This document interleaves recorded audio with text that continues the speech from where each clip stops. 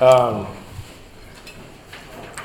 so let me say a few things first. So we're going to finish this example that we started on last Thursday. But before I do that, the equation sheet was posted on Friday. So you should look at that if you haven't already to see what's on the equation sheet, what's not on the equation sheet. Your first quiz was posted on Saturday, like I said, and it's due tomorrow night, but you should take it like probably tomorrow afternoon just to be safe in case it needs to be reset. And after it's due tomorrow night, I'll post the solution along with the video explanation of how to do the problems as well. And I posted the first week's homework solution and a video that goes along with how to do the homework, right? Just not the notes. So that's already posted. I posted that on Saturday or Friday. I don't remember, but it's already posted. The last thing I want to say is that, well, last couple of things I want to say is that today there's a review session at 4, right? It's the first one. About 4 to 5 in SC 319A. So if you want to come and ask questions related to material for the first test, which we've already finished, then you can do that. And I will say that on Wednesday, for a portion of the class, not the entire class, but for a portion of it, we will review a little bit for the test as well, right? Okay, so are there any questions on anything I just said? Okay. So now we're doing projectile motion, right? So projectile motion is the first thing on test 2. Test 1 ends at free fall. But it's kind of like free fall. I mean, it's just one step that's one extra step from free fall. So we're going to do finish this example and do another example today. So just to go over what we were doing on Thursday, so that we can finish this example, I'll just go through what we did so far. So you launch this projectile, right, at 35 degrees. Sorry, 40 degrees at 35 meters per second. That's what I meant to say. And so it's a projectile. So technically, if you throw something straight upwards or downwards or just drop something, that's free fall, right? But if you throw something at an angle, it's technically called projectile motion. Now, free fall is kind of a subset of projectile motion, but in general, when you throw something at an angle, it's projectile motion. So this is a little bit different than free fall. Anyhow, so the first thing you should do if you know the initial velocity and the angle that you threw it is to find the initial x and y parts. So that's just using trigonometry, which we already went over on Thursday. Right? We already did part A. Part B was what's the maximum vertical displacement. So it's the same idea as free fall. So for free fall, it just completely stops, right? Because it's just in the y direction at the maximum vertical displacement. But for projectile motion in the y direction, it stops, right? It's still moving because it's moving in the x direction. Remember, the x portion of the velocity never changes projectile motion. So it's still moving in the x direction, but in the y direction, it stops, right? So it's the same basic idea as what you do for free fall, except you just use the y component of the velocity, right, to find the maximum vertical displacement. So this is how high above the initial point it goes before it stops and comes back down. So it goes up, for our example here, to 25.80 meters. Then the next part was how long does it take to reach the maximum vertical displacement. So once again, it's kind of like free fall. You can ask, if you throw something in the air straight up, how long does it take to reach the maximum point, the maximum height, maximum vertical displacement? What is the maximum vertical displacement? So it's the same idea, right? It stops in the y direction at the maximum vertical displacement. So basically you use the y part of the velocity to find the time it's in the air for, right? So that was 2.29 seconds. So the next question was when it reaches its maximum vertical displacement, what is its horizontal displacement? So this sketch here, at this point here, it's at its highest point, so how far does it go horizontally? All right, so like I said on Thursday, there's only one equation for delta x, right? So either if you're asked to find delta x, which is the horizontal displacement, or you're given the horizontal displacement, you immediately look at this equation here, because there's only one equation that has a delta x in it for free fall. Projectile motion, not free fall, projectile motion. It's this equation here, v0x times t. So it's just the velocity in the x direction times the time that you're looking at. So in this case here, it takes 2.29 seconds to reach the maximum vertical displacement, so that means it takes 2.29 seconds to get this point. So if you want to find the delta x to that point, that's what you use for the time, and that gives you how far it's gone when it reaches horizontally, when it reaches the maximum vertical displacement.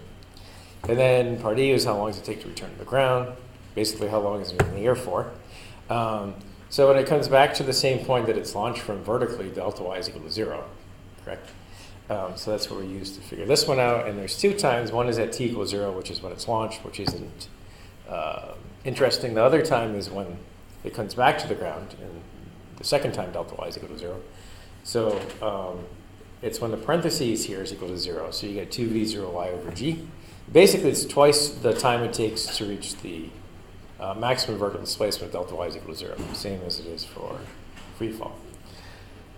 The next question was, what's the range of the projectile? So the range is just the horizontal displacement until it comes back to the point that it started with vertically. So it's when delta y is equal to 0. Yeah. What if it was thrown off a cliff?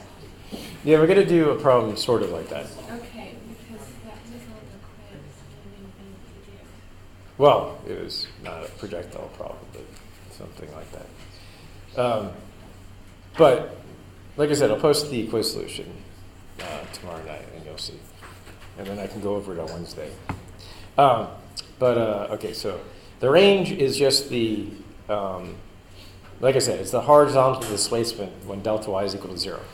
So as this gets here, there's a couple ways you can do it. You can either use the equation for delta x. The range is just a special delta x, right? But it's nothing more than a delta x. So if you know the time it's in the air for, you just multiply that times delta x. That gives you the range. The other way to find the range is using this equation for range. But if you use this equation for range, v0 is what you use, not v0x or v0y. You have to also multiply by twice the angle that you launch it at to get the sine of that angle.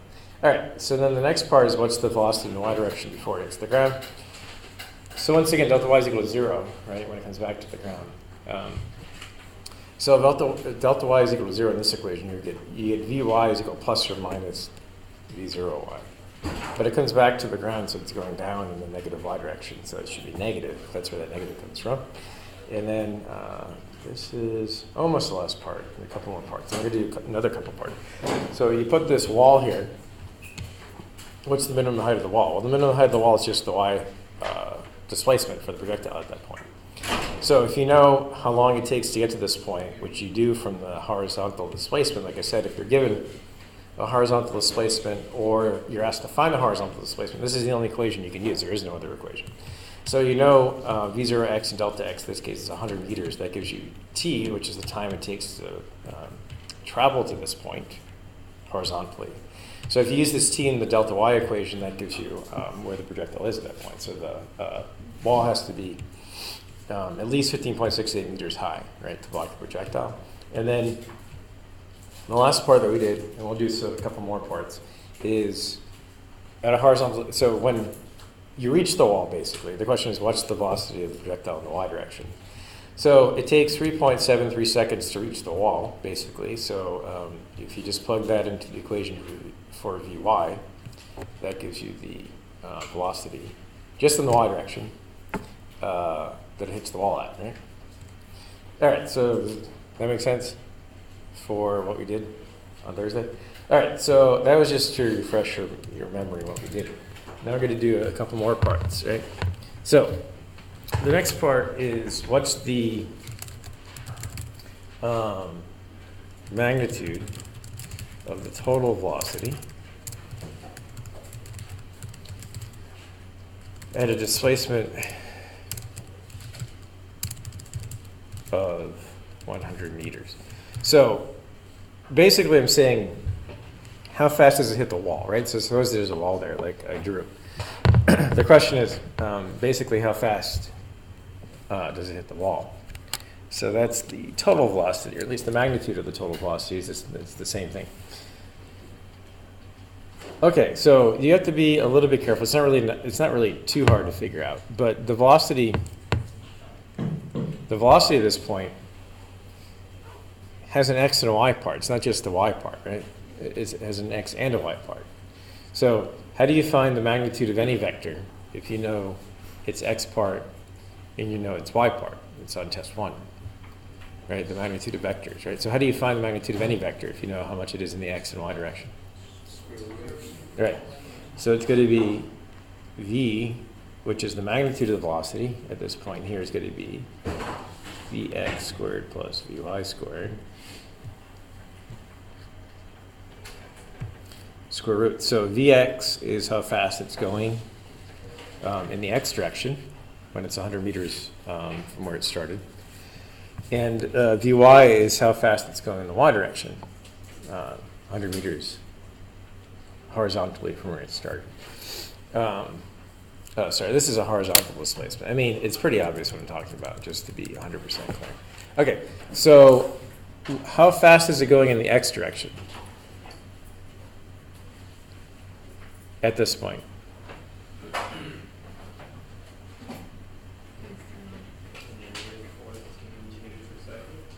Almost.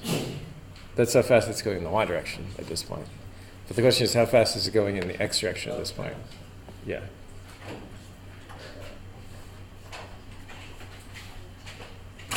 Anyone know? We wrote it down somewhere. The question is, what is it?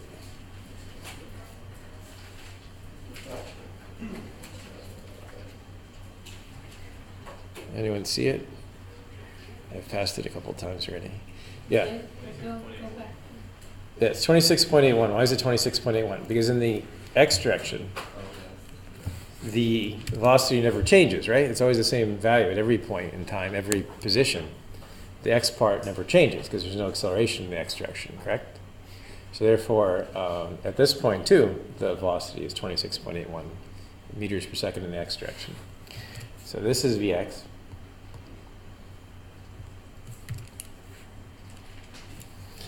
So you square this and add it to whatever Vy is at this point. Of course, Vy is different at every point. So you do have to figure out what the Vy is at that particular point that you're asking for. But we just found it in the last part, right? So you don't have to recalculate it. We already calculated it. So you just plug this in your calculator, and that'll give you the how fast it's going at that point, which is 30.29.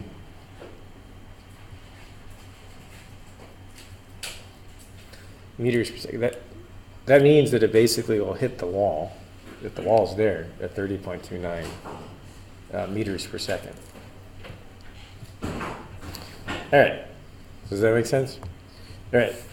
Hopefully it does. Okay, so the next part is part K. What's the angle of the projectile?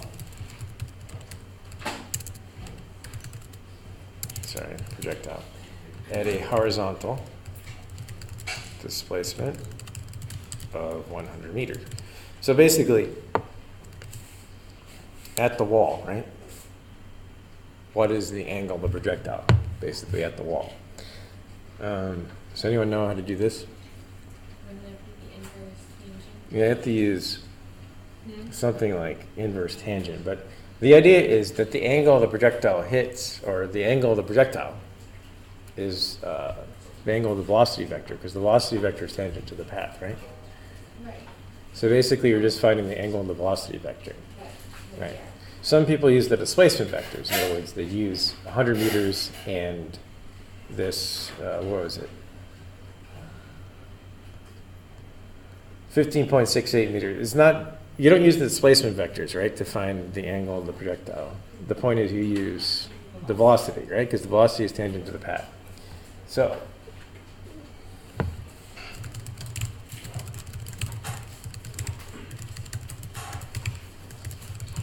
okay. So, like you do in, for test one, right, unless you're, good at this. Like I said, some people can visualize this in your head. You don't really have to sketch it out, which is fine as long as you know how to get the right answer.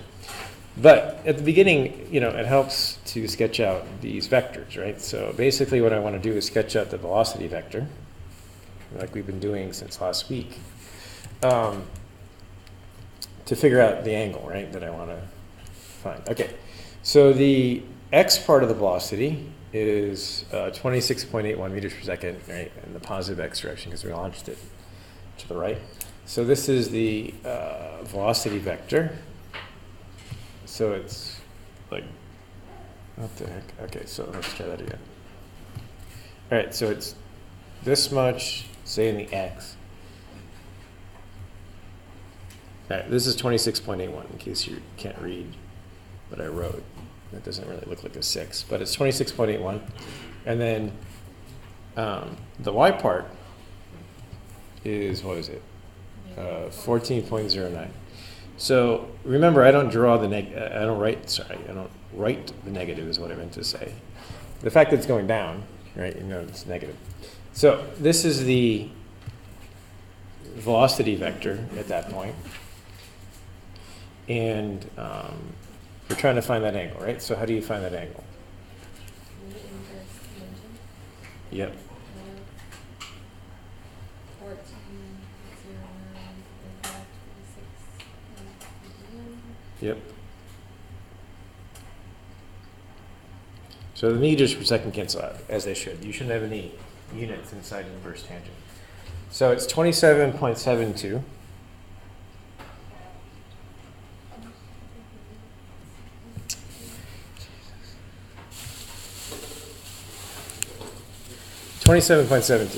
is what I meant to write. So that's the angle. So for projectile motion, right? For test one, for instance, we always measure counterclockwise from the positive x-axis.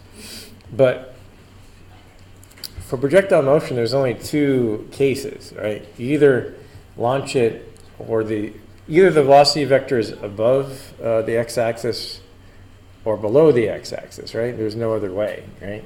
You don't launch it all four quadrants. You either launch it up or down, or it's going up or it's going down, right? So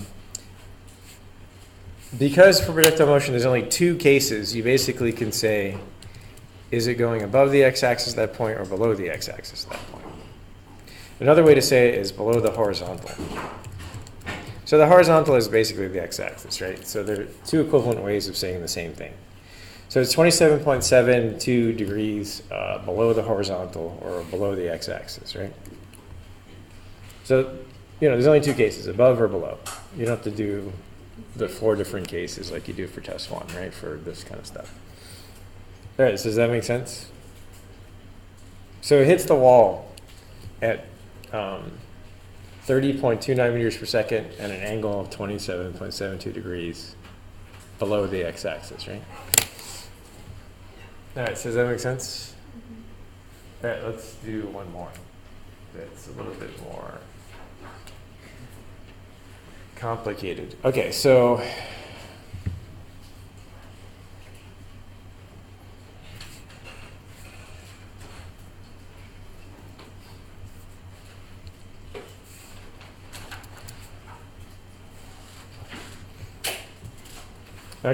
a baseball is hit from home plate and lands in the stands, whatever, bleachers, whatever, seats. Okay, it lands a horizontal displacement of 150 meters from home plate and a vertical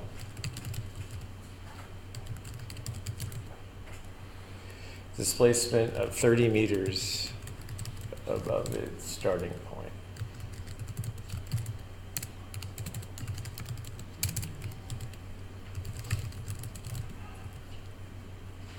So, this is, if you're watching baseball, right? I mean, baseballs are basically projectiles. So, it looks like this. I'm going to draw a sketch quick, if I can draw it quick. All right, so let me make this. All right,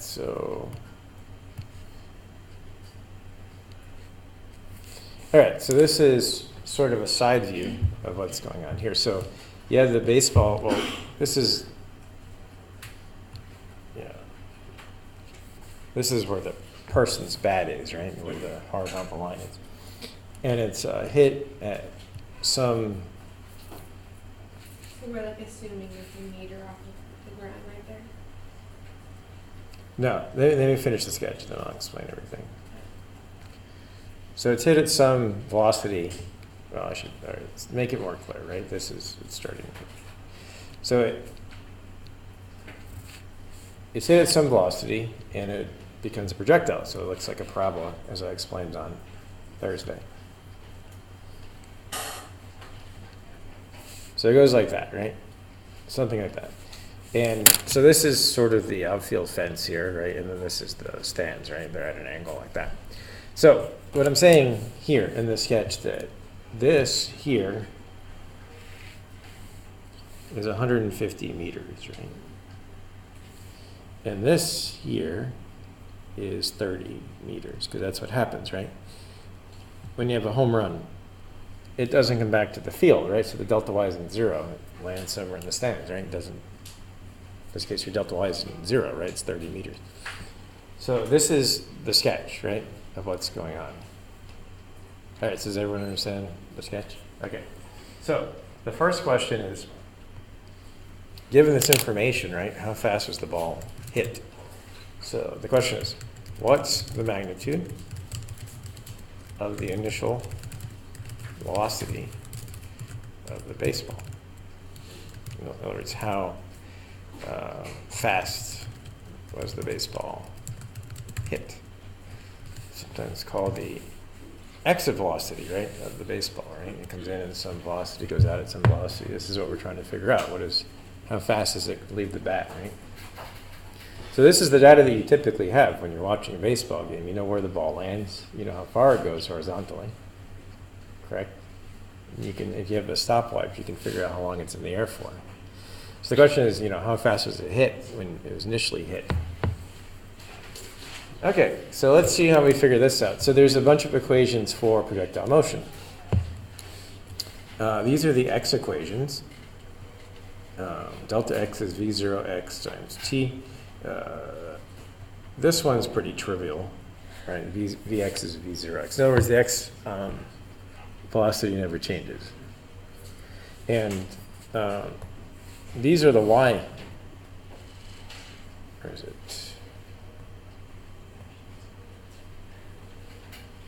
All right, I'll just write them down. I don't know where they are.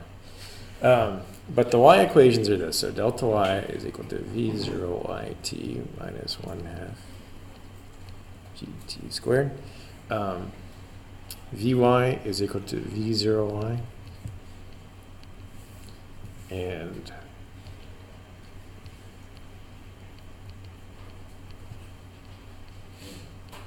okay. So we have these equations to work with. This one doesn't really factor in that much, right? It's just a simple equation. But basically, these four equations are the projectile motion equations. This one x equation, these three y equations.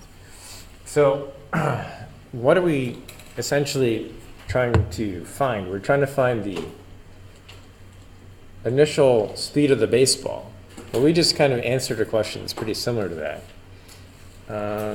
If you go here, the last question that we did, second to last question, here.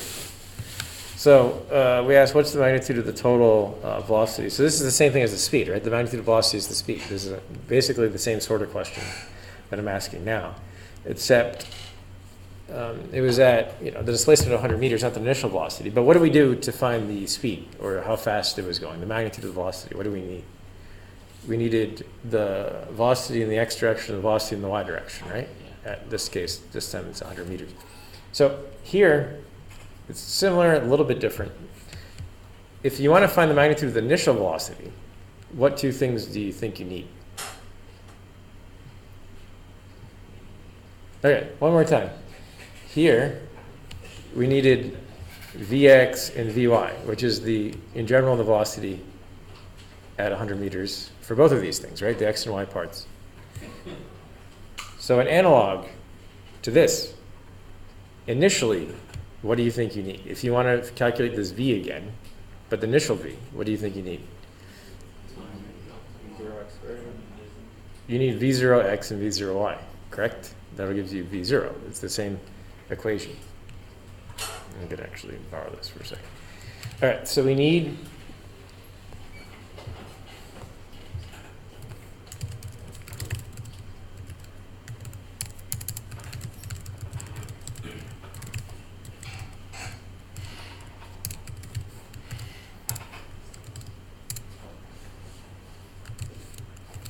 So if we know the initial components, right, then we can just use the same sort of equation.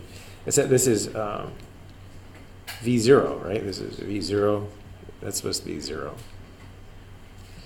And this is V0x squared, and this is V0y squared, right? So this is the initial velocity, right? This is how fast it leaves the bat. So the question is now, how do we find V0x and V0y? It's two separate steps, independent of one another. All right, it's pretty easy for V0x because there's only one equation V0x in it. What's the only equation that has V0x in it? This one. All right.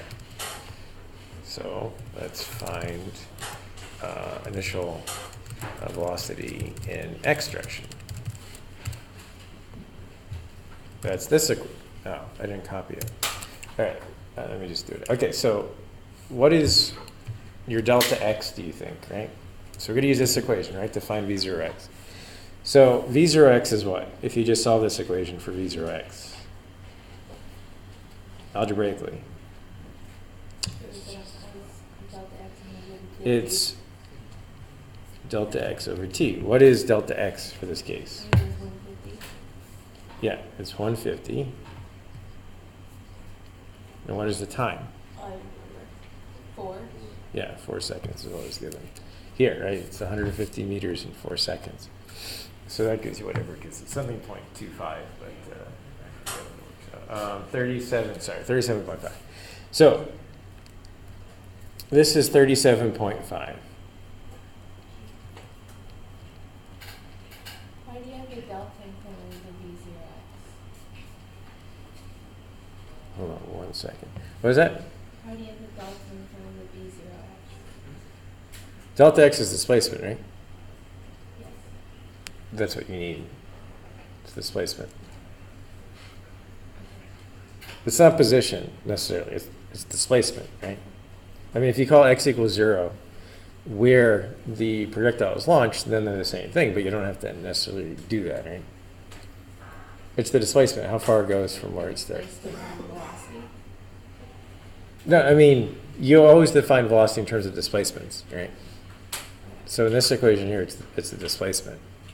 Why isn't it in front of the top equation, the delta, with V0x? Why is it what? Sorry, here? Yeah. You don't have the delta in front of V0x. No, it's delta x is equal to v0x times t. Right.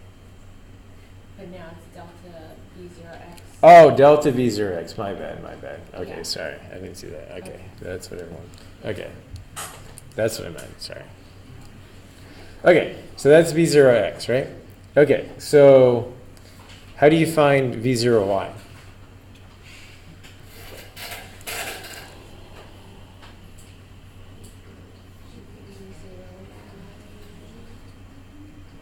We have delta y, then we have time, and we have g. So the top equation on the right. Mm-hmm. So you got to use this equation, right, to find delta y. V0y, right? So you do the same thing, right? You find the initial velocity in the x direction with what you're given, and this is the equation to use because we know time. We don't know the final velocity, but we know We time. didn't know the time.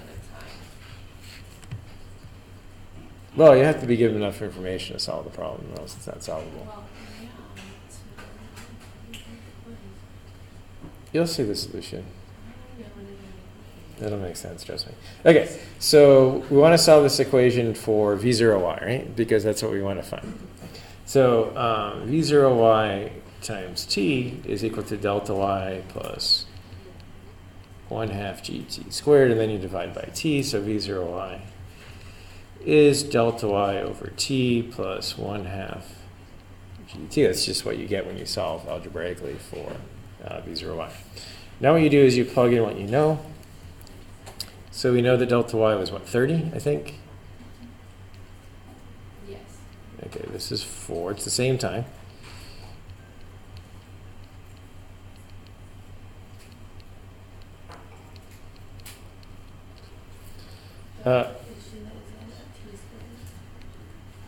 T went away Right. when you solve for t. Divided by. So you get 27.12.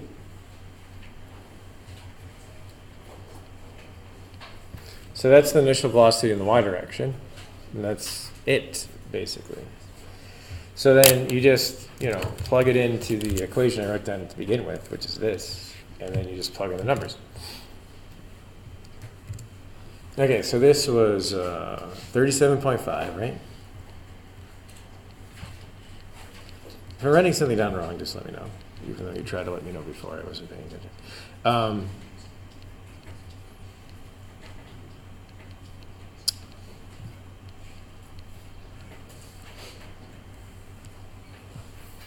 So the initial velocity is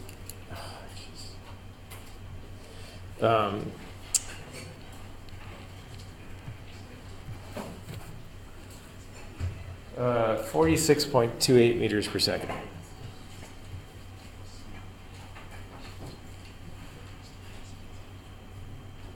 So that's how fast the baseball was hit, right? Sometimes called the exit velocity of the baseball, right? So it'd be 46.28 meters per second, right? Is that a good stat? It's way too fast, right? Oh, it is. Yeah. But this is just an example, right? It doesn't have to be reasonable. It's just an example. Okay, so then part B is what angle was the baseball initially hit? Okay, so this would be the state. I didn't label it in here, but the V0 we just found is this. It's how fast it's hit, and then this, it's some angle, right? So the question is what angle is it hit at, right? So how would you do that, do you think?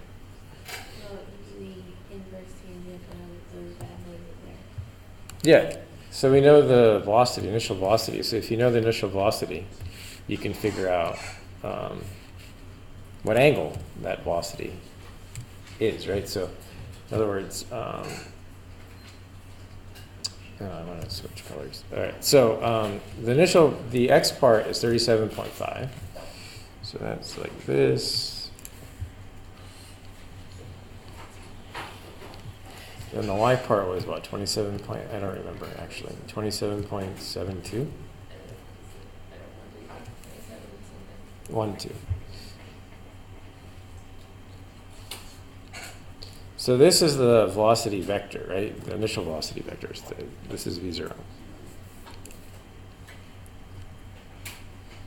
So you're trying to find that. So you just do the inverse tangent.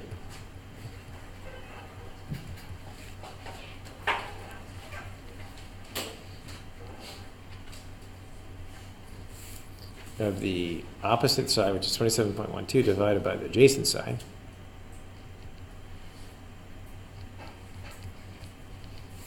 So that works out to be 35.87 degrees.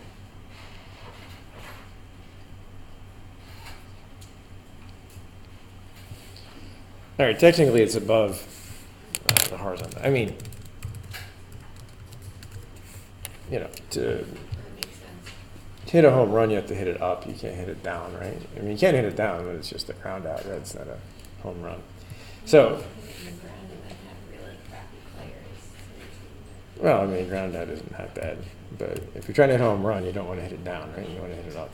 Okay, so, yeah, so anyhow, what I'm trying to say is if you just know where it lands, you know how long it's in the air for, you can figure out how fast it was hit and what angle it was hit. That's all you need to figure out those two things, right? All right, so then you can ask, part C is if the stands weren't there, what is the range of a projectile? So let me just show you what I mean quick, and then I'll go down. So the stands weren't here, right? It would come back to the ground, or the place it was initially hit from. And the question is, how far would it go? Well, it's definitely more than 150 meters, right? So the question is, how far would it have gone? So to answer that question, the easiest way to do it is using the range equation, which we used last class. So this is this.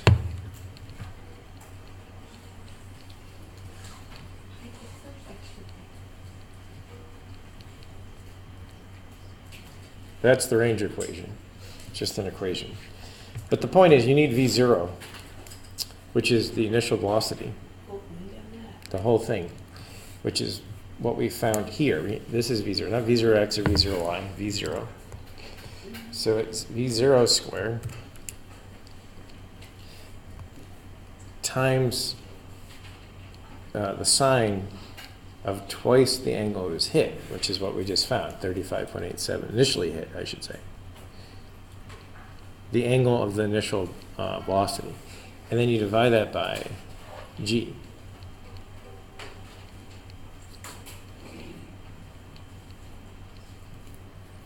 So the range is 207.33 meters, which is an insanely long home run. This is neglecting air resistance, right? So if you hit this in a vacuum, this is how fast it would go. Sorry, how far it would go, not how fast it would go. 207.33 is like, 560 feet or whatever. No one hits it 560 feet. But because of air resistance and other things, right, which we'll talk about later. But that's how far it would have gone, right, if the stands weren't there. So, it goes 150 meters when it lands in the stands, but then if the stands weren't there, we go 207. Actually, when you see distance measurements of home runs, they're approximating how far it would go without the stands.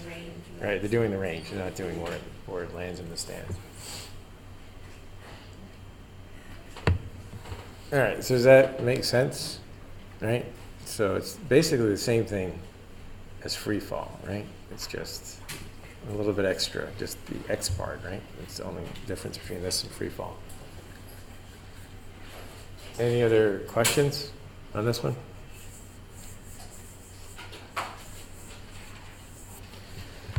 All right, so if there aren't any other questions, we're going to move on and start talking about the next main topic, which has to do with Newton's laws and forces, right? So Newton's laws has to do with forces. All right, so let me explain the general idea of what we're going to do next, and then we'll do some examples. But so basically, a force is technically anything that causes an acceleration, but you can just think of it as a push or a pull, right? So if I have this water bottle there, I can push on it, apply a force, or I can pull on it and apply a force. That's the basic idea of what a force is, but we're going to define it more, define a force mathematically in a minute here. But Isaac Newton came up basically with three basic laws of motion that relates to forces. So the first law is basically the law of inertia, which means that basically if something's moving in a straight line, constant velocity, then it says the only way to change its velocity is to apply a force to it, right? So that means there's two cases of constant velocity. One is if v is equal to 0, right? Something's at rest, right? That's the case of constant velocity, right? If it's always at rest, v is always 0, right? It never changes. So what it's saying, the first law is saying, in order to get it to change from this velocity to another velocity, you have to apply a force to it, right? So it's sitting here. So to get it to not sit here, I have to apply a force, then it starts to move, right? V goes from 0 to something else other than 0. The other case is if it's already moving. So this case is moving in a straight line, right? So if you have another case of constant v is when it's not 0. It means v is something that isn't 0, but you're moving in a straight line, right? So to get it to change velocity, in other words, either slow down, speed up, or change direction, you need a force, right? That's basically what it's saying. That's what Newton's first law is saying. So if something is already moving like this and it slows down and stops, there has to be some sort of force acting on it, right? Which we'll talk about later. Even to get it to change direction, you need some sort of force acting on it, right? So you can think of this, that forces somehow relate to acceleration, because what is this? What is acceleration? Acceleration is a change of velocity, right? So you need a force to change velocity according to Newton's first law. Therefore, acceleration and force has to be somewhat related to one another. And that comes up with the second law. So he proposes that because acceleration is change of velocity and force is relate to change of velocity, that acceleration and force are somehow related to another. So he wrote this equation saying that acceleration is proportional to the force, which makes sense, meaning if you apply more force to something, there's a greater change of velocity, right? But inversely proportional to mass, right? So we haven't talked about mass, but mass is basically, related to the amount of atoms something has, right? Because each atom has a certain amount of mass. Anyhow, the more massive, the harder it is to move, right? If you apply an equal force, but the mass gets bigger, then the acceleration decreases, right? Because it's inversely proportional to mass. If m gets bigger, it gets smaller, right? So that means that the more mass something is, the harder it is to get it to accelerate, right?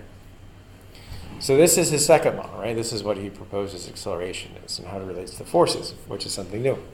So you almost never see it written like this. You solve for the force and you get F is equal to ma, which is a typical sort of thing you might have seen before.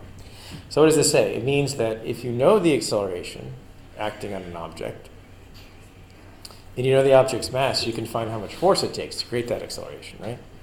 This is another way of viewing this equation here. So this is the second law. It's technically a little bit more complicated than that. So what this really is, this is, you can use this for one force, but when you really get into it, I'll show you how to use it today. What this actually is the net force acting on an object. So the net force, so for instance, if you have an object that's accelerating, there could be more than one force acting on it. So what this F is basically the sum of all the forces acting on it, but they're all vectors. Force is a vector because acceleration is a vector, right? So, all you're doing is taking mass and multiplying it by a vector. Mass is just a scalar, by the way, I didn't mention that, but it's just a number, right? So you're taking a number and multiplying it times a vector, so that gives you another vector. So what I'm saying is force is a vector, and you could have more than one force acting on an object. So to find the acceleration acting on the object, you have to find the net force, which is the sum of all the forces, which add like vectors, which is another reason why we added vectors last week. All right, so that's just Newton's second law, right? We'll see how we use it in a bit. But does everyone understand the basic idea of Newton's second law? Newton's third law is sort of counterintuitive. In this sense, it's not so counterintuitive, but a lot of times it is sort of counterintuitive. So what Newton's third law says is that forces always come in pairs. So if you have object A and object B, and object B is pushing on object A, so this is FAB, this is the force on object A due to object B. Then object A pushes back on object B with the same amount of force. So this is the amount of force on object B due to object A. So object A pushes back on B with the same amount of force in the opposite direction. So if you write these forces down, FAB is minus FBA. It's the same amount as FAB, it's just in the opposite direction, right? If you multiply this vector by -1, it just flips it around 180 degrees. So that's always true. You can never have just the force by itself. They always come in pairs. If one object is affecting another object, the other object always affects the other object back with the same amount of force. So it's sort of counterintuitive because there's many cases where this is sort of counterintuitive. So let's just think of one. All right, suppose you're driving in your car at like, 70 miles per hour on the highway, and you have a bug hit your windshield, right? So what happens to the bug? I mean, this is pretty obvious. It splatters on your windshield. So why does it splatter? Because it experiences some sort of force, right?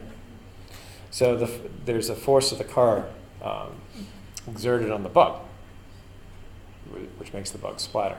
So how much is the force exerted on the other way around? So how much force is exerted by the bug on your car? It's technically equal. It's the same. It's the same amount of force, right? So the force that you apply to the bug is the same as the force that the bug applies to the car. So the question is, why does the bug get smashed in your car not even affected? Yes, because when you look at this equation here, the amount of force acting on a certain mass is equal to its acceleration times its mass. So the force is the same. But when you solve for the acceleration on each object, you get F over m. F over m for the fly is a lot of acceleration, right? Mm-hmm. Which means it changes velocity really quickly, right? Which causes it to fall apart on your windshield. But for the car, the mass is huge, right? So because the mass is huge, what's the acceleration? Pretty small. It's basically not affected, which means it doesn't really change velocity, right? So even though the force is the same, the accelerations are different for both of them.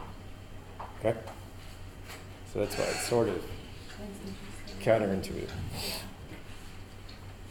All right, so does that make sense so far? You can have two of the same forces but different accelerations and different mass. Yeah, so what this says is, really what it says is that the sum of all the forces acting on a particular mass is equal to its mass times its acceleration, right? So it depends on the object that you're talking about.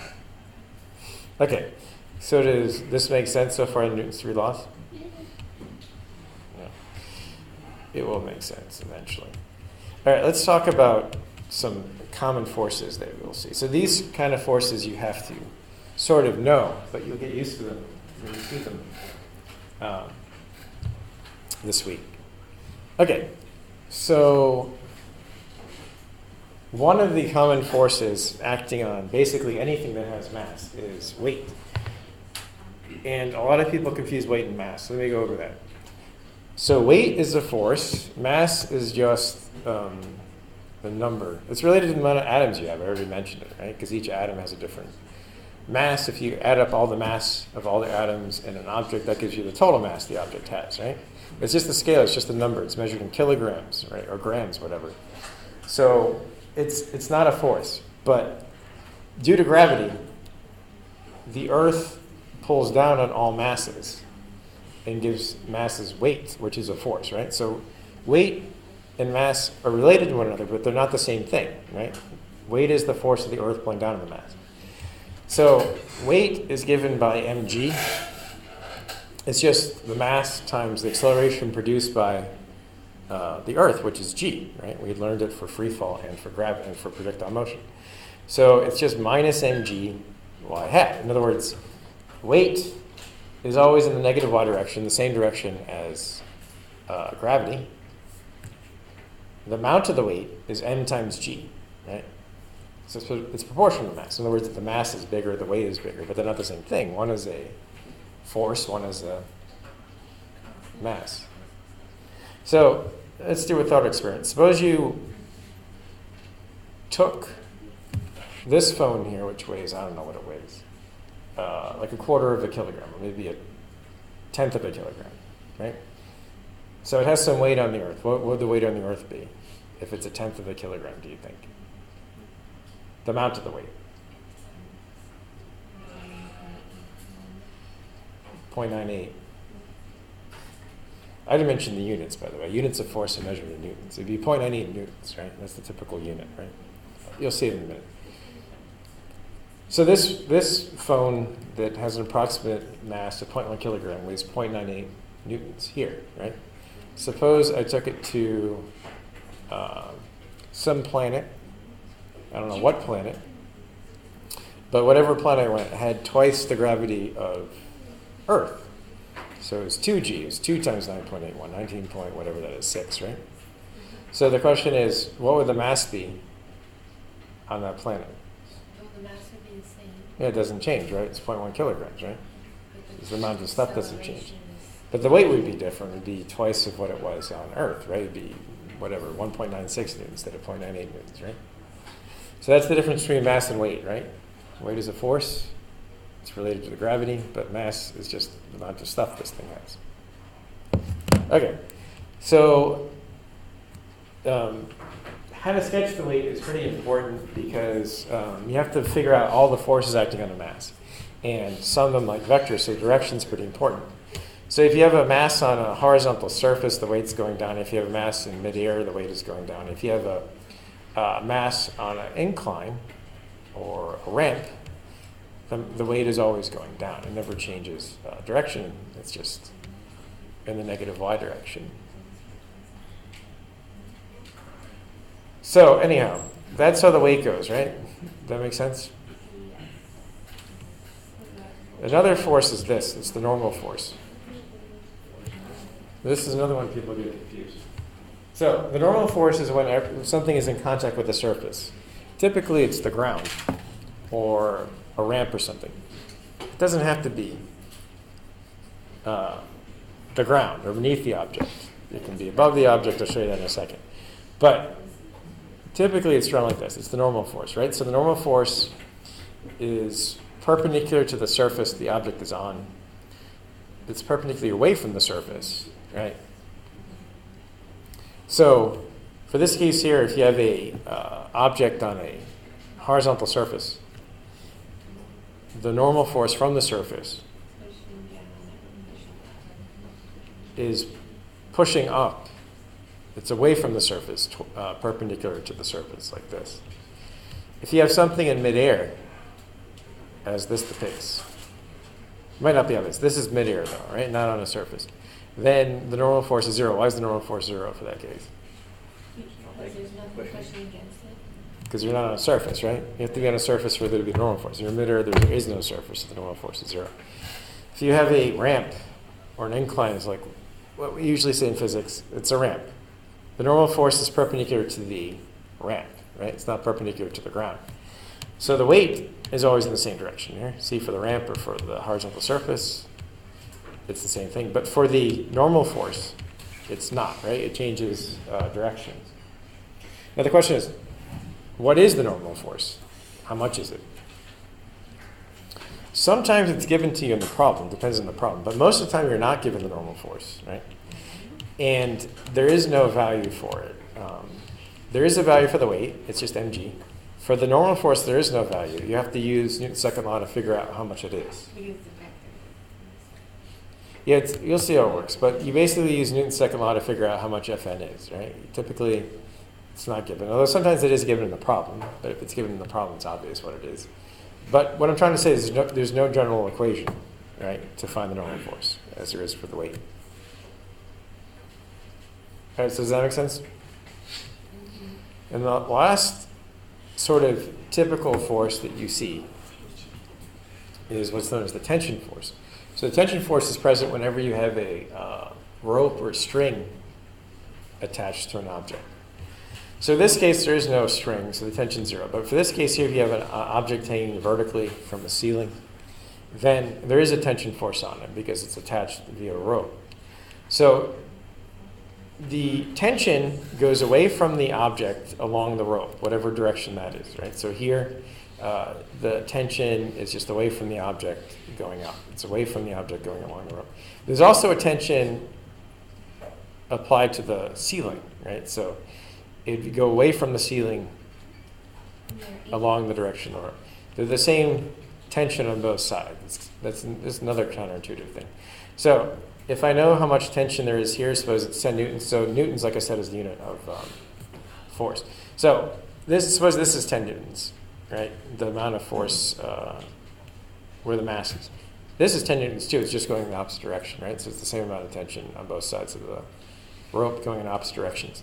And if you have a mass, say, being held in place by a rope on an incline, it's the same idea. It just goes away from the mass along the tension, right?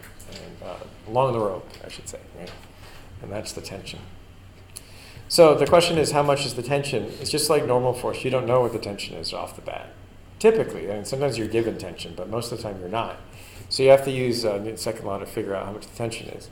But there's no equation for it. You have to figure it out using Newton's second law, right? The only thing you know right off the bat is weight. Well, that's if you know the mass, right? All right, so let's do a sort of a conceptual sort of exercise. So I have this crazy sort of setup here. What I want to do is identify what forces are here, what forces are acting on what, and just sketch it out. There's no calculation, right? So here you have a book or something. Mass 1 is some book. Mass 2 maybe is a book on top of that book. There's a rope that's attached. So this is just a pulley. It's just something that, you can attach the rope to. So it hangs over so the rope hangs over this thing. And then, so this is the same rope. It's one rope. It goes like this, and then it's attached to some mass. It's hanging on the edge of this table. And the table is obviously on the earth, right? So it's like this table here. Although this isn't really on the Earth, but you can think of it as being on there. So you put two books on that table and a pulley at the end of it with another mass at the end of it. What are all the forces acting on it? Okay, so let's go through it. There's a bunch, right? It doesn't matter where we start as long as we start somewhere. All right, let's start here. Mass 3. Okay, what forces do you think are acting on mass 3? Gravity. Yeah, the weight. Which way does the weight go? Down. Down. So I'm going to color code these so that all the forces acting on each mass are going to be different colors. Make it easier to see.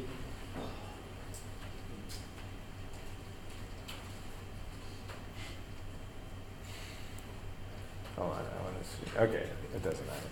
Okay, so yeah, let's do mass 3. Okay, so one of the forces is the weight.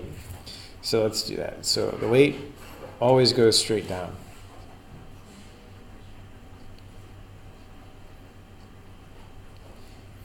So that's the weight acting on mass 3. You call it W3 because there's 3 masses here, right? So you want to distinguish one from the other.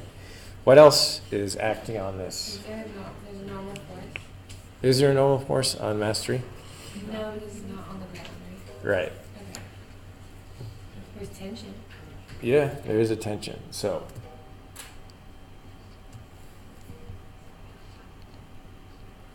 once again, the tension goes along the rope away from the object, right? Does the other side of the tension come from the other side of the pulley? Yeah. So we get to that. Let's do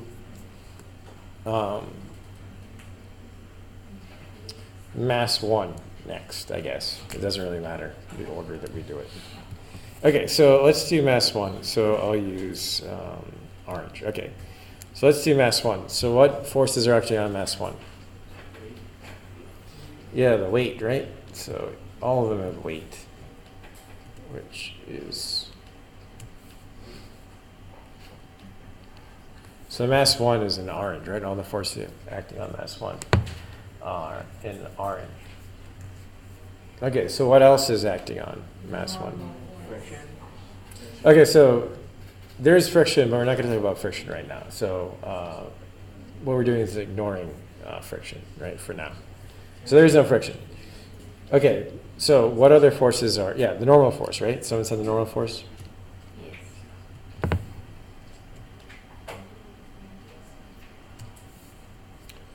What did I call this? All right, I'm going to call this Fn1. I'll tell you why, because there's more than one normal force. So I'm going to call it the first normal force, right? Should you draw the perpendicular box? Sure. Okay, so what other forces are acting on mass 1? There's one other one. Actually, there's 2 other ones, but let's just get to the more obvious one. There's M2 pushing on it. Yeah, we'll get to that in a second, but what about the rope here? Tension. Yeah.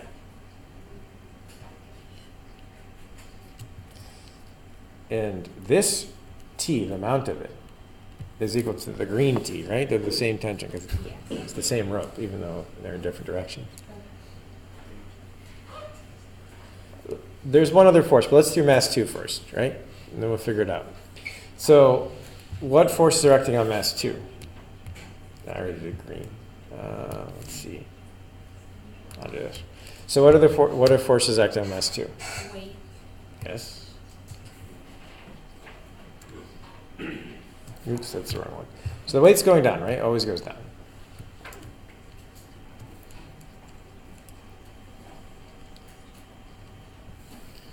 What other force is acting on the weight?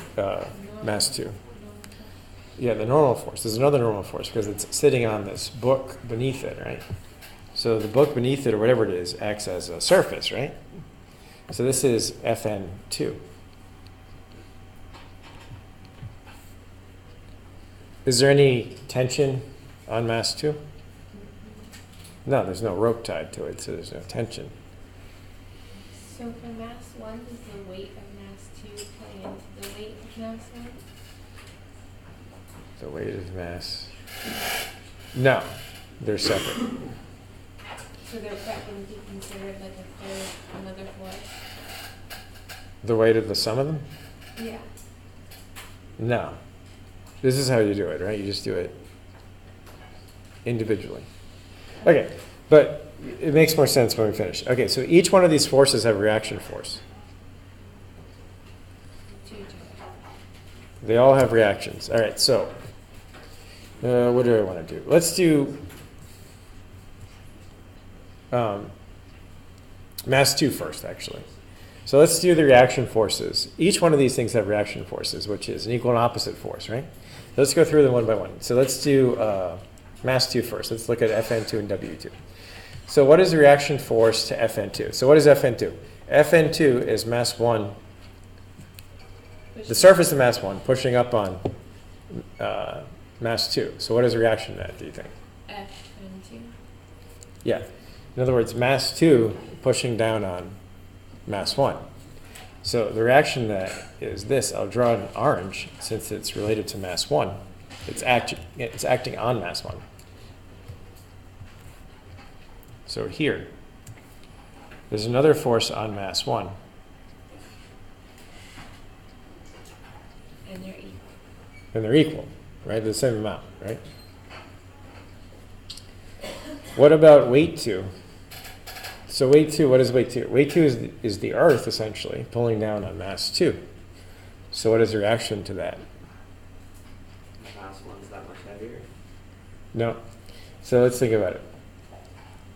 Mass 2 is the Earth pulling down on mass 2.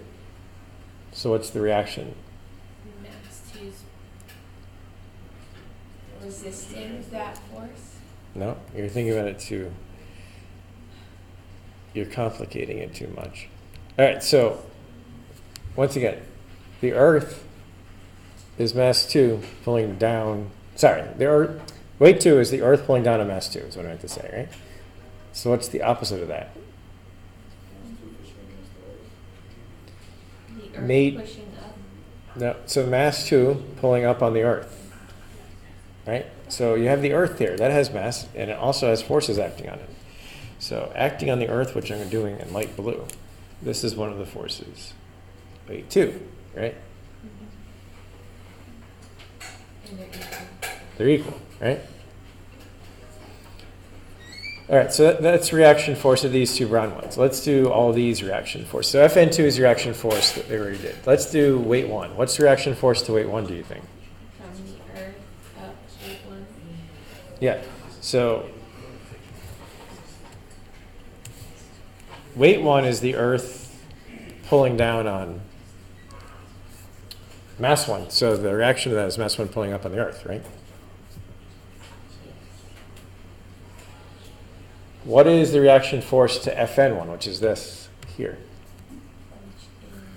So Fn1 is the force of the table pushing up on mass 1. What's the reaction force to that? FM. So Oh, wait. I have to do another color here. Color. No, I'll just do that one. So Fn1 is the force of the table pushing up on mass 1. What is the reaction to that? FM1 pushing down. Yeah. So this is on the table, right? So there's well, I didn't draw it right. But there's a force called Fn1 pushing down on the table, right? So there's a force acting on the table, right? Is That's that an N or N. N? N. Fn, normal force.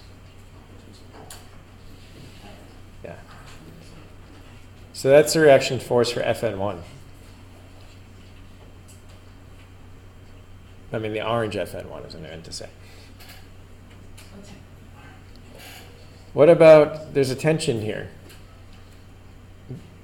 There's actually reaction to this tension. Both these tensions have reaction force. These aren't really reaction forces because they're not in the same direction, right? They're not equal and opposite directions, right? They're not reaction. Reaction forces have to be equal and opposite directions, right? It's the same amount of tension, but they're not in the same direction, right? What I'm trying to say is this orange tension has reaction force. What do you think it is? I need another color. Wasn't that other tension the reaction force to that tension? No. Because they're not opposite direction. So Is there a normal? what is this force? tension? Let's see. What is this tension? This tension is the rope pulling on this mass 1, right? Yeah. So what do you think the reaction to that is? The other opposite way. A force. It's actually the mass acting on the rope, right? Yeah. So there's a force on the rope too. The rope has no mass typically, so it doesn't really matter. But technically speaking, it gets really messy, right? That green one is the force on the rope, right? So there's a force on the rope, It's equal to that tension. and it's equal to the tension. It's equal to the other tension. Yes. What about here, this tension here? So this tension is mass 3 pulling on the rope. What's the reaction to that? The same equal tension from the pulling. Yep.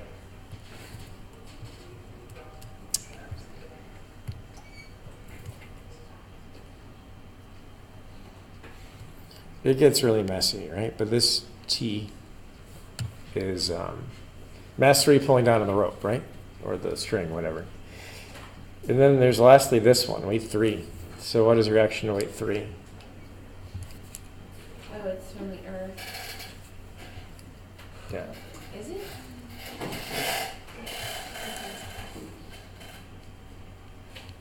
Yeah, it's the mass 3 pulling up on the earth. Touching it? Well, okay, because it's pulling down anyway. And then we have the table. Yeah, let's forget the table. It's got to get too messy. But yeah, you can draw the normal force acting on the table too, right? But what I'm mainly focusing on is on 3 masses, right? Besides the table. The reason why this is important is because suppose you want to figure out how the mass 1 moves. Just mass 1. So what do you have to do? You have to sum the forces acting on mass 1. So what are the forces acting on mass 1? The orange ones. What was the question? We want to figure out what about mass one? How it moves, what its acceleration is, right? So let's go back, right? So the whole point of this is you want to use Newton's second law. Oh, sorry, it's here. This is Newton's second law. The sum of the forces acting on a particular mass is equal to its acceleration, right? So suppose you want to find the acceleration of mass 1, just mass 1. What this means is you have to sum all the forces on mass 1. So there's a ton of forces here, right? There's, I don't know how many. There's a lot. But if you just want to look at mass 1, it's just the orange ones. These are the forces acting on mass 1. Suppose you want to find the force on mass 2. It's just the brown ones you have to worry about, right? If you want to find the force on mass 3, it's just plus the other ones from the earth? Yeah. no. It's just the forces acting on each mass is what you need to use, right? So if you want to find the forces on mass 3, it's just the green ones, light green, or whatever this color is. You want to find the force on the rope, it's just the dark green ones. You want to find the forces on the earth, it's just these. Actually, it'd be more because it's the normal force. Reaction to normal force from the table as well. But anyway, the main one is M1, M2, and M3, right? So there's a lot going on here, but you only focus on this one, this one, this one, and this one for mass 1. You only focus on this one and this one for mass 2. You only focus on this one and this one for mass 3, right? Not the reaction forces. All right. Well, you'll see some examples in a bit. You know what? Take your break now because we're going to start examples, but we're done with the sort of theory. So take your 10-minute break now. So we're going to do an example with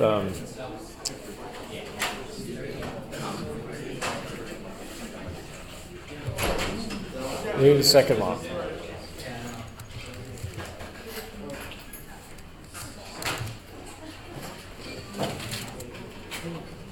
All right, so we're going to start kind of simple, and then we're going to talk about something else which makes it a little bit more complicated. But this is fairly straightforward.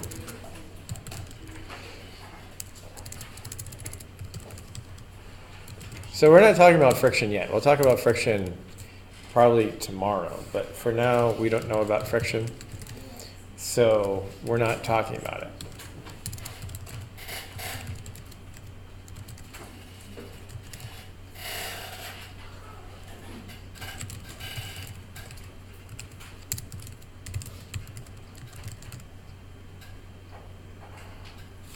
So we're just doing it in general. We'll put numbers in later, but it looks like this, right? So you have, all right, so this is horizontal. So here's the surface that the object's on. And then you have the object, you can just draw it as a box most of the time. So this is some sort of mass. We don't know what the mass is, but it definitely has mass. And you apply a force to it. So in this case, just one force is applied to it. And this force here is at some angle below the horizontal. What that means is if you draw a horizontal line, what the heck is going on here? Oh, I just saw it. Okay. So this is what I mean by below the horizontal, right? So it looks like that. That's the sketch. That's how you translate the text to a sketch. So this is what's going on. Okay, so it's not the horizontal line with the surface. So horizontal just means it's parallel to the surface in general, right? If it's horizontal, it's parallel to the surface. So it's some angle below parallel, right? That's what that means. From like the These are forces, right? The forces are vectors. Remember, vectors you can slide around to wherever you want to slide around. So I could draw it here if I wanted to, right? Okay. But you typically draw it kind of in the middle. It's easier to see, right? Okay, so the first question I'm going to ask just in general, not a number, an equation. The question is, what's the acceleration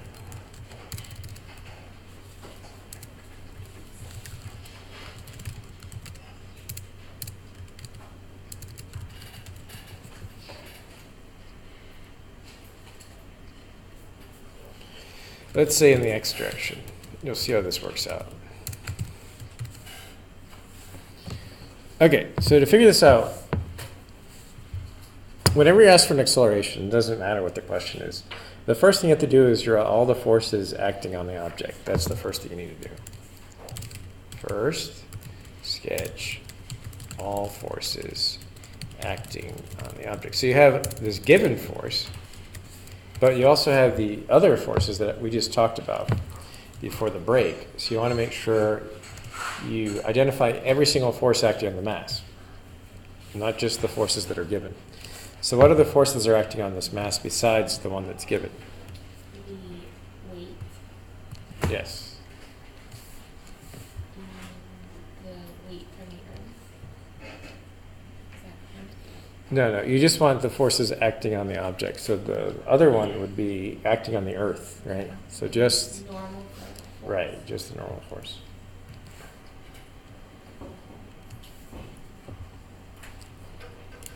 So, So is there any tension, by the way? No, there's no rope or anything, so there's no tension. So you draw a typical coordinate system. What I mean by that is this. I mean, you don't have to draw it, but just to be clear. To the right is positive x and up is y, right?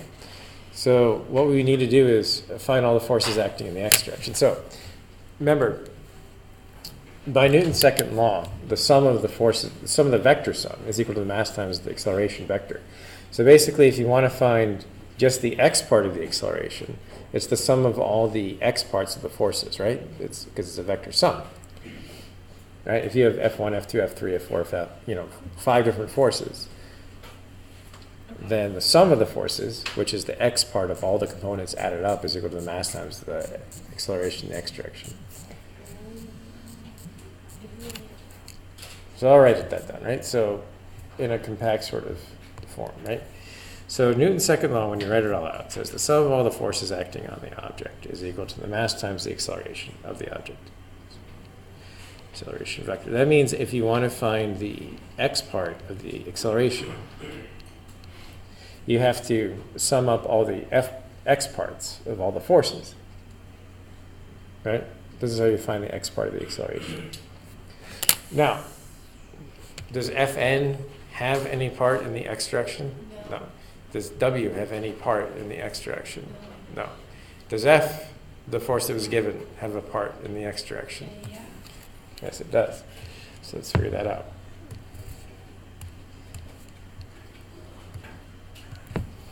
So it's this much in the x. I'm eyeballing it here, so it might not be perfect. And this much in the y. So what is fx? How would you write that? Fx equals the magnitude of f Mm-hmm. times cosine of the x. Yep. And what would this be? Fy equals f sine negative. Negative f, right? Because you're going down as a positive x part, negative y part. Yeah. But we don't really care about that right now. We're asking about the x part, right? Okay. So when you sum them, it's easy. These have no x parts. The only thing that has an x part is fx, right? I mean f, right? So this is just fx.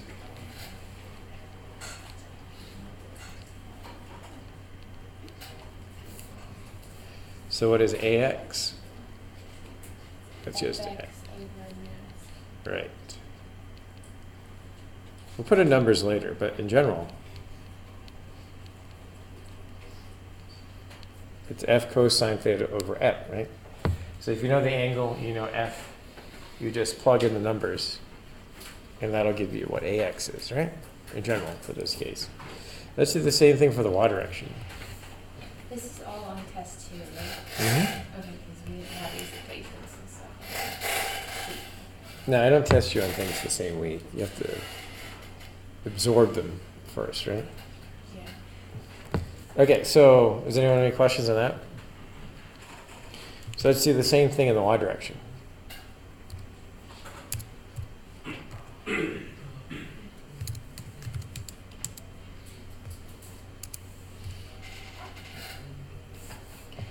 Well, okay, sorry. Let's not do that. Wait, let's do something else. Okay, so, sorry. Let me change it a little bit. So if the object slides along the surface, what is the amount of the normal force? Sorry, it's not the same question. This is a better thing to ask.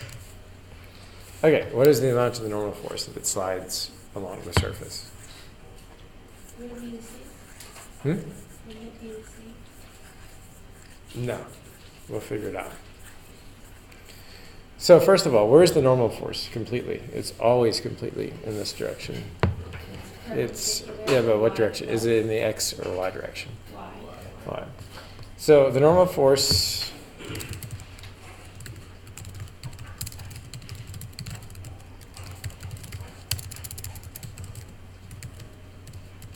technically positive y direction. So to find the normal force, we look in the y direction because it's in the y direction, right? What I mean by that is if you sum all the forces in the y direction, we just did it in the x direction, but if you sum all the forces in the y direction, what do you think that equals? It equals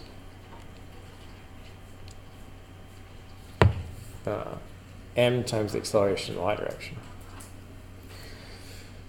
This is why I didn't want to ask this question, but what do you think the acceleration in the y direction is if it's just sliding along the surface? So it's the the normal force, Fy, and plus the weight. Yeah, we'll get to that in a second, but I'm saying, what is AY if it's sliding along the surface? Ay is Fy over m. Yes, that's what I'm looking for. So if it's sliding along the surface, the acceleration in the y direction is 0 because the velocity in the y direction never changes, right? What's the initial, if it's just sitting here, right? I didn't mention that, but if it's just sitting here and I push on this thing, what is the initial velocity in the y direction? Like right now, what's the initial velocity in the y direction? 0. If I push on it, it starts to move, but it goes along the surface. what is the velocity, the final velocity in the y direction? 0. So it doesn't change, right? So it just means Fy is equal to the normal force across the whole thing. No, almost. Well, So in this case, No, let's just see how it works out, right? So this is 0, right? It means that the sum of the forces in the y direction equals 0. So what does this equal? All right, you have Fn going up. W is completely in the negative y direction. So what do I write down for the y part of W? negative W.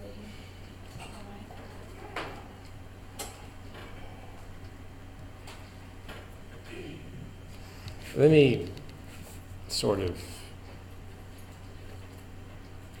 do an in-between step. So what I'm doing here is I'm finding the y part of Fn, the W part of y, the F part of y, y part of F is what I meant to say, and sum them, and you get equals 0, right? So Fny is just Fn, Wy is minus W, right? What is Fy?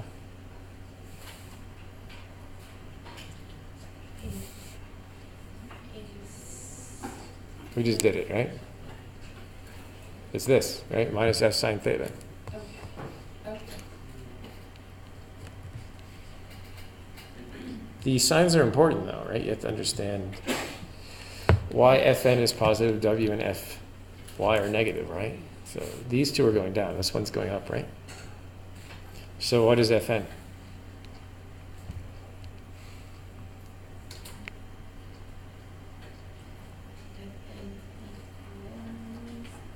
W plus F sine theta.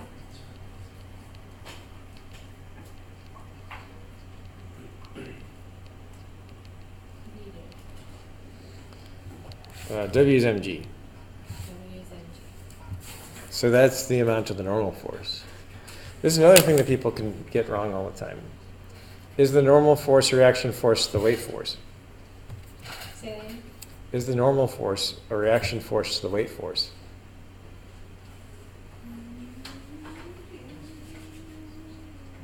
I don't know. Yes. I'm gonna go with no. It's one of those two. So for them to be reaction forces, what has to be true about their amounts or But their it's magnitudes? equal. Right. Okay. Does Fn equal the weight? No. It's not. The Fn is not a reaction force to the weight. So, the question is Fn1 a reaction force to W1, for instance? No. The reaction force to W1 is this blue one down here, right? Right. The reaction force to Fn1 is this purple one. They're not necessarily related to one another, right? So the normal force is not a reaction force to the weight force.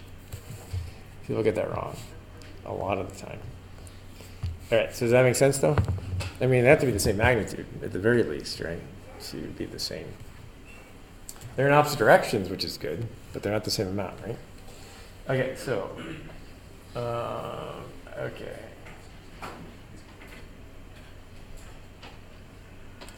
All right. So we're going to do more with this in a second. Okay, so now we're going to start using numbers. So you get numbers so you can see what the numbers work out to be. So C, this is part C. If the magnitude of F is 10 newtons, so that's a typical unit of force. I'll write it down in a second what a newton is, right? But let me just finish this first. The mass is 5 kilograms. And the angle is 40 degrees. What's the acceleration and the normal force? We'll do both. Although I didn't calculate the normal force, we can do it right now. It's not a big deal. And the amount, let's say amount of the normal force.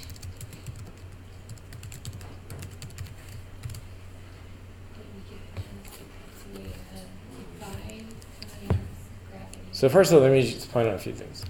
So a Newton, 1 Newton is 1 kilogram. So mass is typically measured in kilograms, not grams,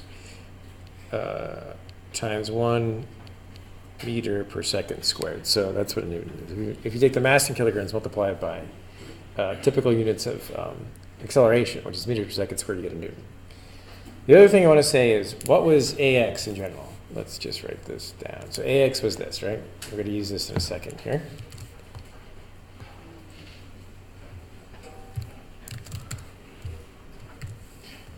Oh, so that didn't copy. Okay, so this is theta. Okay, what was AY if it's sliding along the surface? Oh, you just said there. It was W. No, no, this is AY, right? The acceleration? Yeah. Oh, F. No, 0, right? So what do you think the amount of the acceleration is? That's what I'm asking for. Well, what's the magnitude, I should say? Okay, I'm having. That's what I meant. So what do you think the magnitude of the acceleration, if AX is something, AY is 0, what do you think the magnitude of the whole thing is?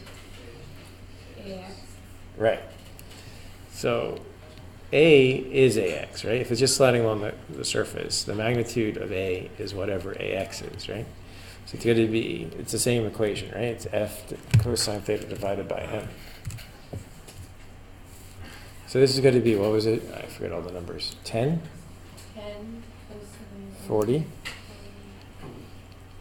then minus 5. So the amount of the acceleration, which is basically what AX is 1.53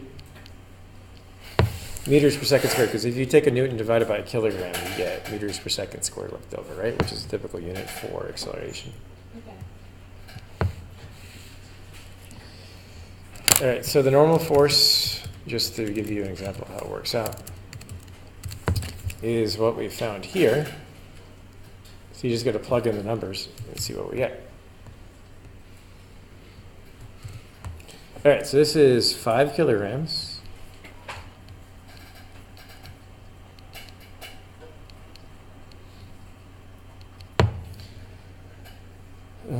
So it's this times, but I just got to change the cosine to a sine, right? So whatever that, I didn't do that, but I can do that right now. It's not that hard to do. All right, so 9.81 plus 10 times the sine of 40.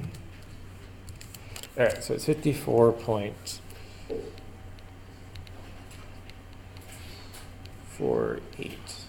newtons. So that's the normal force, right? For those numbers. All right, so does that make sense? So then you can do, so this, your test on Thursday is not on this, but this kind of question could be on the test on Thursday. So the box is initially at rest.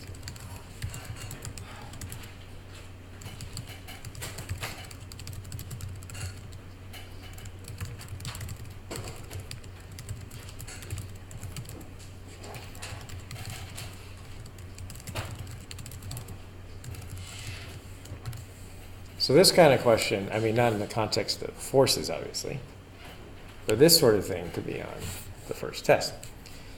All right. So let me show you how you think about this. Okay, so the force is, the applied force, I should say, is constant, as is the normal force and weight force, right? So there's no time in these equations, right? I mean, it's just F, right? It's just normal force is just 54.78 newtons. The weight is just 5 times 9.81, and F is just whatever it was, 10 newtons at 40 degrees, right? So all these things are constant, right? All these forces are constant. So if the forces are constant, then the acceleration is, what do you think the acceleration is? No. AY is 0. But in general, right? The acceleration is constant. All the forces are constant. So you can use a constant acceleration equation, right? So constant acceleration, like I said, is on test 1. Does anyone know how you figure this out? If you know that it's at rest. So what is at rest? V0 is 0, right? We know the time, and we know the acceleration. So what would you use to find V?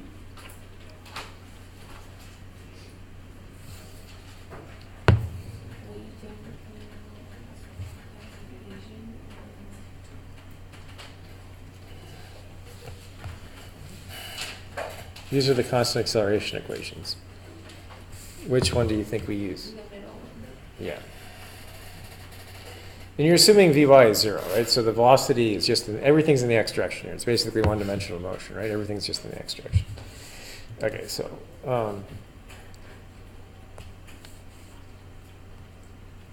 you're going to use this, right?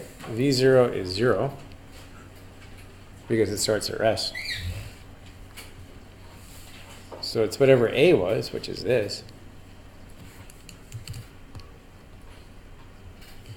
times the time, which is what? It's 2 seconds, right?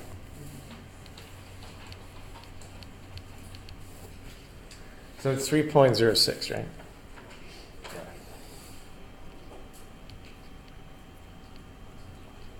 So given these forces, you can find acceleration and use that to figure out things like velocities. Takes a lot of time. Yeah, but you get better at it the more you do it, trust me. All right, so let's do another sort of part with this one. This is something else you can ask. So what if the force was pulling up at some angle above the horizontal is how we can say that.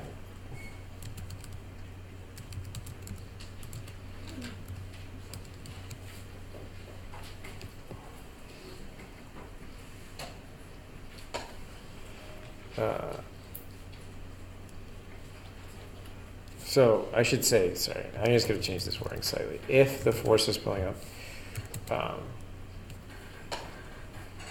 what is the normal force in general? Right, so that means if mass is not given and force is not given. So what I want to do is I want to just look at what the normal force is for this case instead of the first case what's going down. So you can, just change the picture slightly. So instead of being like this,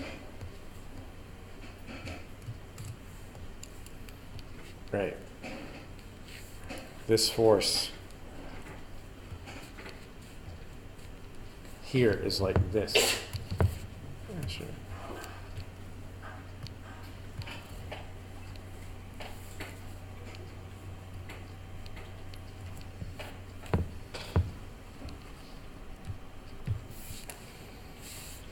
Okay, so what changes here? There's only one thing that changes. So let's sketch all the force again. So that's sort of the given picture, but let's make it separate from sketching all the forces again, right? So it's basically the same sketch, right? There's only one little thing that changes here, right? The normal force is in the same direction.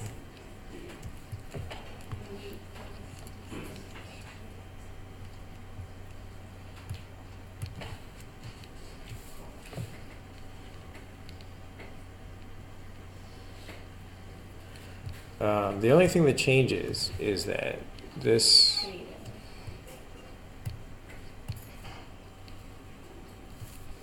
is f cosine theta. This doesn't change. Sorry. That doesn't change. This is positive f sine theta. That's Fy. That changes, right? That's the only thing that changes, is that becomes positive because you're going up. Everything else is the same. So if you're trying to find the normal force, right, the question is, what do you do? Just like we did before. You sum the forces in the x direction. Not in the x. How do we find the normal force before? Oh, in the y direction. Yeah. So it's the same thing we did here.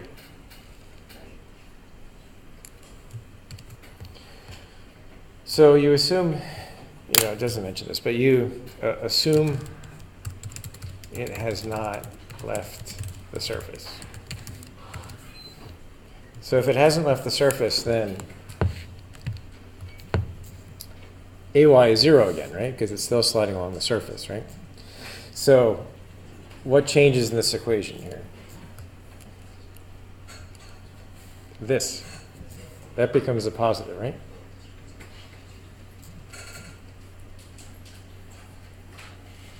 Okay, so then we're trying to find the normal What force. becomes a positive?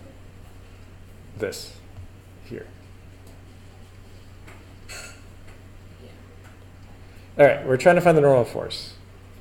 So how would you solve this equation for the normal force?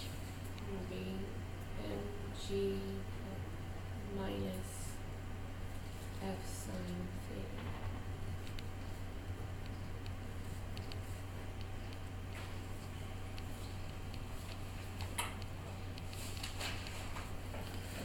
All right, let's think about this. So that's the answer, but then we're going to do another step right after this that uses what we just did. Okay, there's two ways you can look at this. Let's look at it changing f. So f can be anything. Suppose f is 0, right? Suppose there's no force here. F is 0. What is the normal force if f is 0? Is the mass times the weight. Which makes sense, right? Sort of, right? What if f gets bigger? So suppose f is a little bit bigger than 0. What happens to the normal force? It will get smaller. Gets smaller because you're subtracting something from the weight, right? Suppose f gets bigger and bigger and bigger. What happens to Fn? It will approach 0 and make it.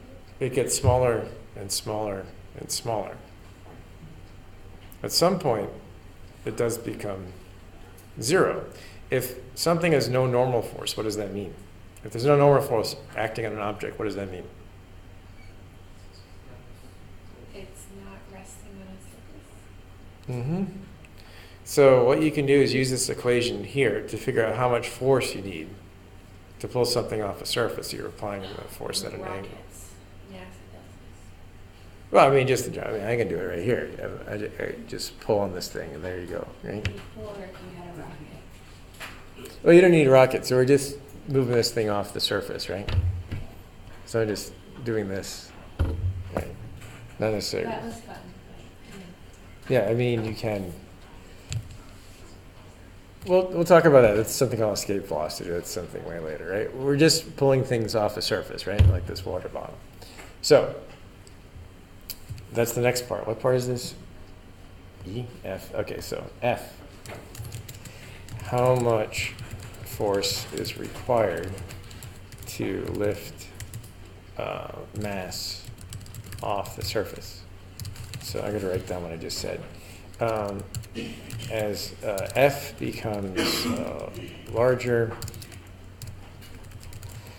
the normal force becomes less. Eventually, the normal force becomes 0, and the object leaves the surface. So set the normal force equal to 0. This comes up all the time, though, right? Whenever you want to figure the criteria for an object coming off a surface, this is when the normal force goes to 0. It comes up all the time. All right, so that's something important to sort of remember. So what I'm going to do is take this equation here, set the normal force equal to 0, and solve for F. When you do that, you get something pretty simple. It's just mg over the sine of the angle. So it's going to be, where's mg? Oh, yeah, so I should say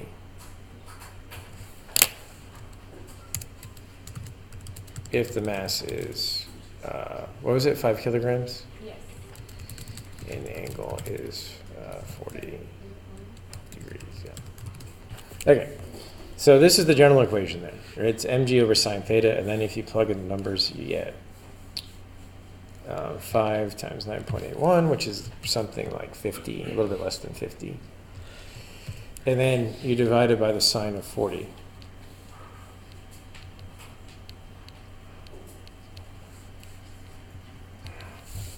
I calculate that? I didn't calculate that. I'm doing slightly different.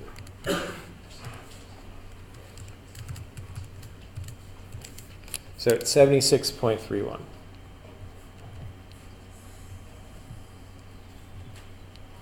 Newtons, right? You could also find the angle with a force fix. So I could give you a fixed force, what angle do you have to pull it off? Same idea, except you solve for the angle instead of the force, right? It's the inverse sine of mg over f, right? That would give you the angle. All right, so does that make sense? But the main thing is this, right? To know that the normal force goes to 0 when it leaves the surface, because like I said, that comes up quite often. All right, let me just go through the next concept, and then you can go. We're not going to do an example with this today. We'll do one tomorrow.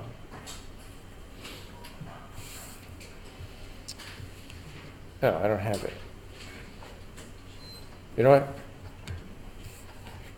That's enough for today, actually. I don't want to go that far ahead. Sorry, I'll show you tomorrow. It's not a big deal. All right, so you guys can go, and we'll do some more tomorrow, and then a little bit more on Wednesday, and review on Wednesday.